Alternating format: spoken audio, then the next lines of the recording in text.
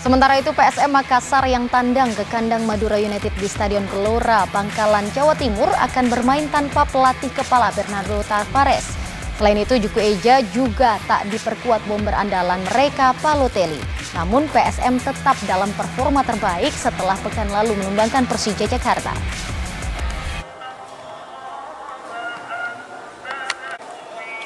PSM Makassar saat ini dalam performa terbaik setelah mampu menumbangkan Persija Jakarta pada pertandingan sebelumnya. Namun tandang ke markas Madura United, PSM Makassar harus bertanding tanpa pelatih Bernardo Tavares yang masih berada di Portugal menunggu sang istri melahirkan. PR PSM semakin bertambah dengan absennya bomber andalan mereka Balotelli yang terkena hukuman Komisi Disiplin PSSI. Kondisi ini membuat PSM harus memutar otak agar mampu mengimbangi permainan Madura United yang tidak terkalahkan dalam 5 laga terakhir.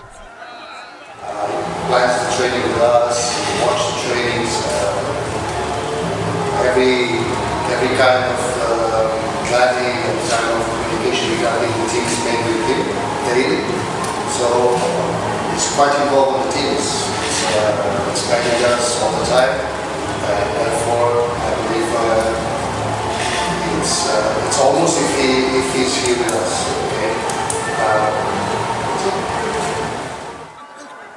Meski tanpa pelatih, PSM Makassar sudah mempersiapkan diri dengan matang untuk tandang ke markas Madura United di Stadion Gelora Bangkalan, Jawa Timur Minggu malam.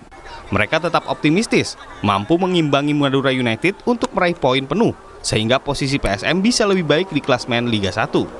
Didin Muhyiddin, Kompas TV Bangkalan, Jawa Timur.